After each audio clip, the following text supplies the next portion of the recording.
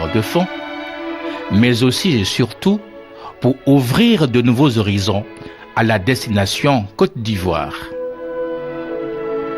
Les voyages et missions effectués par le chef de l'État depuis sa prise de fonction concourent à la réalisation de cet objectif majeur. Ces dernières sorties sont riches d'enseignements visibles et appréciables à un triple niveau, économique, politique et diplomatique. Sur le plan économique, au cours des récents voyages en Israël, au Royaume-Uni et en Chine, d'importants contrats d'infrastructures socio-économiques ont été conclus, concernant notamment l'autoroute Abidjan-Grand Bassam, le chemin de fer de l'Ouest, Mans-San Pedro, la construction du barrage hydroélectrique de Soubré. Persuadé que l'investissement privé est seul capable de relancer la croissance et de créer la richesse de façon durable, il a présenté aux hommes d'affaires chinois les 3 priorités de son action, à savoir la paix et la sécurité, la réconciliation et la reconstruction nationale, ainsi que la relance économique. En sa qualité de président de la CEDEAO, il n'a pas manqué de plaider pour un investissement massif dans la sous-région ouest-africaine qui représente un tiers du PIB de toute l'Afrique et un marché de 180 millions de personnes. L'étape de la France aura permis l'annulation d'environ 2000 milliards de francs CFA de dettes en faveur de la Côte d'Ivoire, ainsi que la finalisation des grands projets d'investissement.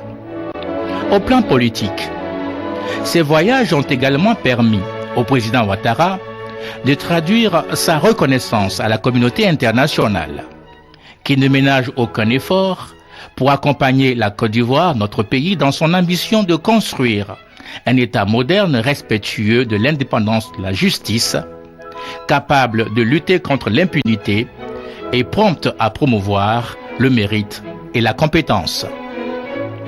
Le bon accueil que le nouveau président socialiste François Hollande a réservé au président ivoirien montre aux plus sceptiques que les relations historiques qu'entretiennent Abidjan et Paris vont au-delà des personnes et des régimes.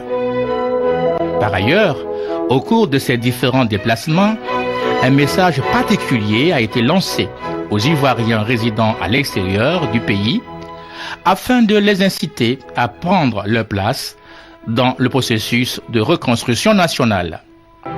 Au plan diplomatique, on peut le dire, la Côte d'Ivoire est désormais sortie de sa bulle d'isolement. Elle est redevenue fréquentable et ouverte sur le monde. Avec cette dernière sortie effectuée à l'extérieur et bien dopée par l'atteinte du point d'achèvement du PPTE, Alassane Ouattara consolide ses acquis diplomatiques et attaque progressivement le volet économique. Disons-le clairement, toutes ces missions fructueuses consolident non seulement les relations bilatérales avec les pays amis, mais surtout rassurent ceux-ci sur la bonne gouvernance dont la Côte d'Ivoire fait preuve. En somme, le président Ouattara emboîte le pas et confirme la certitude du président Houphouët-Boigny pour qui la paix n'est pas une contingence, mais une véritable stratégie de développement.